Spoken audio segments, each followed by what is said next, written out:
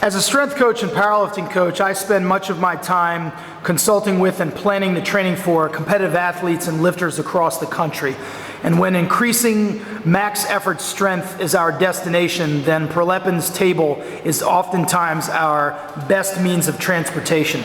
In fact, I really think that this table has such merit and value that I have a poster-sized copy of it, as you can see, hanging here on our walls at Supreme Sports Performance and Training in Rockville, Maryland. So I'm asked all the time to explain the table, how to use it, to plan your training, etc. So rather than continue to type out lengthy emails, I've decided to create this short video to help explain the table and its scientific application to training. Much of the information that I'll speak about in this video can be found on the internet, but my real hope is that I've saved you some time and that it serves as a concise and fairly comprehensive teaching tool so that you can better plan out your own training.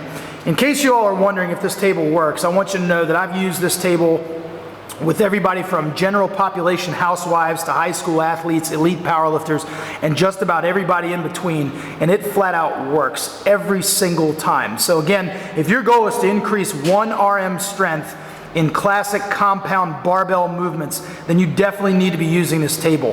For the powerlifters out there that are listening to this video that are familiar with Boris Shako and the Shako templates, this table should be extremely familiar because all of his workouts are designed using this table as a guideline for regulating training volume. Just a brief history.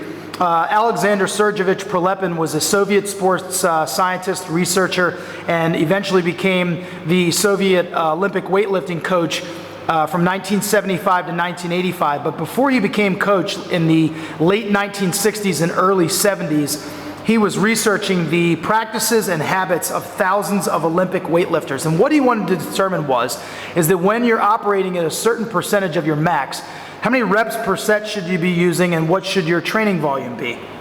Well, this is what he came up with. As you can see on the table, we've got 4 columns. We've got the percent column, which refers to your intensity or the percentage of your max that you're using. The second column is reps per set, obviously how many reps per set you're performing. The range refers to your training volume or the range of repetitions that you're using per workout. And the optimal total was the total number of repetitions that provided the best results. So when his lifters landed on that optimal total, they found the best results.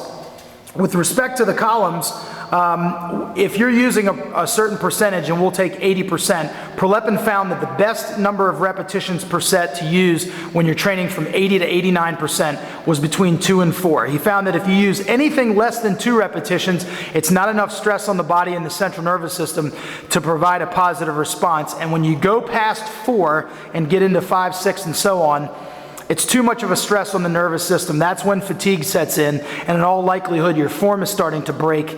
And when your form breaks, you just need to shut it down because then you start reinforcing a negative motor pattern, and that's not good.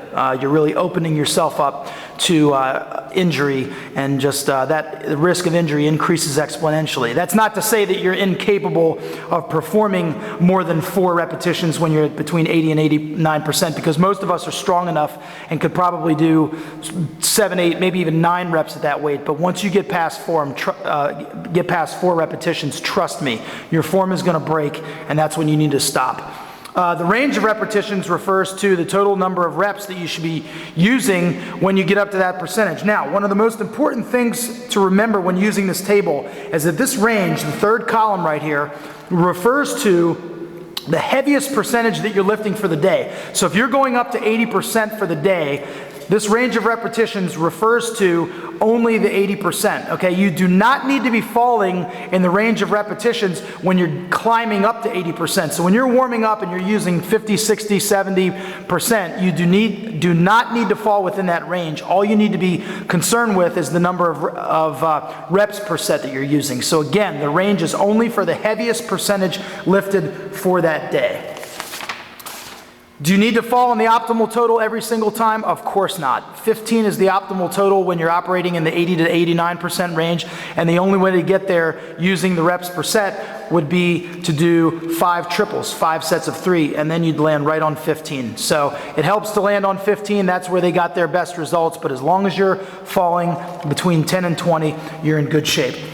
People all the times ask me if this table will work for powerlifters when it was developed for Olympic weightlifters, and the answer is a resounding yes. The only change that I would make for powerlifters is when you get into this 90% plus range, you really only need to be concerned with your reps per set. We never take more than a maximum of 3 singles at 90% or above. So if you're a powerlifter, don't pay any attention to the range or the optimal total when operating at loads of 90% and above. Olympic weightlifters do the snatch and the clean and jerk, and therefore they usually drop those lifts from overhead, and they have no eccentric portion or negative portion of the lift.